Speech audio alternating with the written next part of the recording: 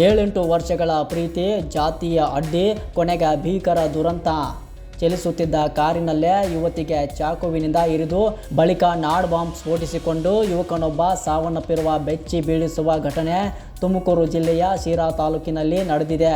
ಈ ಘಟನೆಯಲ್ಲಿ ಯುವತಿ ಮತ್ತು ಕಾರು ಚಾಲಕ ಅದೃಷ್ಟವಶಾತ್ ಪ್ರಾಣಾಪಾಯದಿಂದ ಪಾರಾಗಿದ್ದಾರೆ. ಹೌದು, ತುಮಕೂರು ಜಿಲ್ಲೆಯ ಶಿರಾ ತಾಲೂಕಿನ ಜೋಗಿಹಳ್ಳಿ ಸಮೀಪದ ರಾಷ್ಟ್ರೀಯ ಹೆದ್ದಾರಿಯಲ್ಲಿ ನಡೆದ ಈ ಘಟನೆ ರಾಜ್ಯವನ್ನೇ ಬೆಚ್ಚಿ ಬೀಳಿಸಿದೆ. ಉತ್ತರ ಕನ್ನಡ ಜಿಲ್ಲೆಯ ಅಂಕೋಲಾ ತಾಲೂಕಿನ ರಾಜನಗುಳಿ ಗ್ರಾಮದ 32 ವರ್ಷದ ನಾಗೇಂದ್ರ ತಿಮ್ಮಪ್ಪ ಗೌಡ ಮೃತಪಟ್ಟವರು.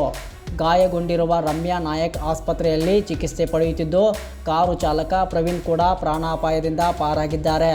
ಪೊಲೀಸರ ಮಾಹಿತಿ ಪ್ರಕಾರ ನಾಗೇಂದ್ರ ಮತ್ತು ರಮ್ಯಾ ಕಳೆದ 7-8 ವರ್ಷಗಳಿಂದ ಪರಸ್ಪರ ಪ್ರೀತಿಸುತ್ತಿದ್ದರು. ಬಳಿಕ ಅವರ ಸಂಬಂಧದಲ್ಲಿ ಅಂತರ ಉಂಟಾಗಿತ್ತು ಎನ್ನಲಾಗಿದೆ. ಶನಿವಾರ ಬೆಳಗ್ಗೆ ಬೆಂಗಳೂರಿನಲ್ಲಿ ರಮ್ಯಾ ಇದ್ದ ಸ್ಥಳಕ್ಕೆ ತೆರಳಿದ್ದ ನಾಗೇಂದ್ರ ಆಕೆಯನ್ನ ಬಲವಂತವಾಗಿ ತನ್ನೊಂದಿಗೆ ಕರೆದುಕೊಂಡು ಕ್ಯಾಬ್ನಲ್ಲಿ ಹೊರಟಿದ್ದಾನೆ ಎಂಬ ಆರೋಪ ಕೇಳಿ ಬಂದಿದೆ. ಈ ಸಂಬಂಧ ಅಪಹರಣ ಪ್ರಕರಣವು ದಾಖಲಾಗಿತ್ತು ಎನ್ನಲಾಗಿದೆ. ಬೆಂಗಳೂರಿನಿಂದ ಅಂಕೋಲಾಕ್ಕೆ ತೆರಳುತ್ತಿದ್ದ ವೇಳೆ ಶಿರಾ ತಾಲೂಕಿನ ಜೋಗಿಹಳ್ಳಿ ಸಮೀಪ ಕಾರಿನಲ್ಲೇ ಇಬ್ಬರ ನಡುವೆ ವಾಗ್ವಾದ ನಡೆದಿದೆ. ಈ ವೇಳೆ ನಾಗೇಂದ್ರ ರಮ್ಯಾಗೆ ಚಾಕುವಿನಿಂದ ಇರಿದಿದ್ದಾನೆ ಎಂದು ಪೊಲೀಸರು ತಿಳಿಸಿದ್ದಾರೆ. ರಮ್ಯಾ ಸಹಾಯಕ್ಕಾಗಿ ಕೂಗುತ್ತಿದ್ದಂತೆ ಕಾರು ಚಾಲಕ ವಾಹನವನ್ನು ರಸ್ತೆ ಬದಿಗೆ ನಿಲ್ಲಿಸಿ ಹೊರಗೆ ಓಡಿದ್ದಾರೆ. ಗಾಯಗೊಂಡಿದ್ದ ರಮ್ಯಾ ಕೂಡ ಕಾರಿನಿಂದ ಹೊರಬಂದಿದ್ದಾರೆ. ಈ ಸಂದರ್ಭದಲ್ಲಿ ನಾಗೇಂದ್ರ ಮತ್ತೊಂದು ನಾಡ್ ಬಾಂಬ್ ಎಸೆದಿದ್ದಾನೆ ಎಂದು ಆರೋಪಿಸಲಾಗಿದ್ದು, ಅದು ಸ್ಫೋಟಿಸದೆ ಹೋದ ಕಾರಣ ರಮ್ಯಾ ಪ್ರಾಣಾಪಾಯದಿಂದ ಪಾರಾಗಿದ್ದಾರೆ.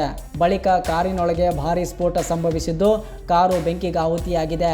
ಸ್ಫೋಟದಲ್ಲಿ ನಾಗೇಂದ್ರ ಸ್ಥಳದಲ್ಲೇ ಮೃತಪಟ್ಟಿದ್ದಾನೆ. ಘಟನೆಗೆ ಸಂಬಂಧಿಸಿದಂತೆ ಶಿರಾ ತಾಲೂಕಿನ ಕಳ್ಳಂಬೆಳ್ಳ ಪೊಲೀಸ್ ಠಾಣೆಯಲ್ಲಿ ಪ್ರಕರಣ ದಾಖಲಾಗಿದ್ದು, ಸ್ಫೋಟಕ ವಸ್ತು ನಾಗೇಂದ್ರನಿಗೆ ಹೇಗೆ ದೊರೆಯಿತು ಹಾಗೂ ಇದರ ಹಿಂದೆ ಬೇರೆ ಯಾರಾದರೂ ಇದ್ದಾರೆಯೇ ಎಂಬ ಕುರಿತು ಪೊಲೀಸರು ತನಿಖೆ ನಡೆಸುತ್ತಿದ್ದಾರೆ. ಉತ್ತರ ಕನ್ನಡ ಪೊಲೀಸರು ಹಾಗೂ ಬಾಂಬ್ ನಿಷ್ಕ್ರಿಯ ದಳವು ತನಿಖೆಗೆ ಕೈಜೋಡಿಸಿದೆ. ಈ ನಡುವೆ ನಾಗೇಂದ್ರನ ತಂದೆ ತಿಮ್ಮಪ್ಪ ಗೌಡ ಪ್ರತಿಕ್ರಿಯಿಸಿ, ತಮ್ಮ ಮಗ ಮತ್ತು ರಮ್ಯಾ ಪರಸ್ಪರ ಪ್ರೀತಿಸುತ್ತಿದ್ದರು. ತಮ್ಮ ಕುಟುಂಬಕ್ಕೆ ಜಾತಿಯ ಬಗ್ಗೆ ಯಾವುದೇ ವಿರೋಧ ಇರಲಿಲ್ಲ. ಈ ಸಂಬಂಧವನ್ನು ಹಿಂದೆ ಮಾತುಕತೆಯ ಮೂಲಕ ಅಂತ್ಯಗೊಳಿಸಲಾಗಿತ್ತು. ಬಳಿಕ ಇಬ್ಬರು ಮತ್ತೆ ಸಂಪರ್ಕದಲ್ಲಿದ್ದ ವಿಚಾರ ನಮಗೆ ತಿಳಿದಿರಲಿಲ್ಲ ಎಂದು ಹೇಳಿದ್ದಾರೆ.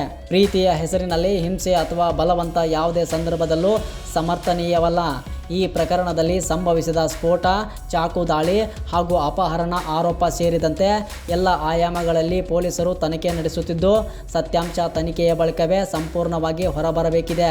ಈ ದುರಂತ ಮತ್ತೊಮ್ಮೆ ಸಂಬಂಧಗಳಲ್ಲಿ ಭಿನ್ನಾಭಿಪ್ರಾಯಗಳನ್ನು ಕಾನೂನುಬದ್ಧ ಮತ್ತು ಶಾಂತಿಯುತವಾಗಿ ಪರಿಹರಿಸಬೇಕೆಂಬ ಸಂದೇಶವನ್ನು ನೀಡುತ್ತಿದೆ.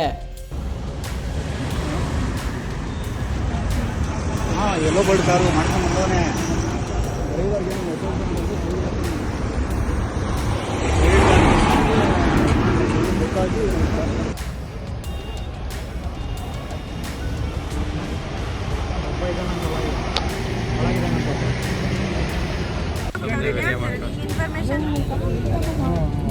ನಾಳೆ ಬೆಳಗ್ಗೆ ಪೇಪರ್ಗೆ ಹಾಕ್ಬೇಕು.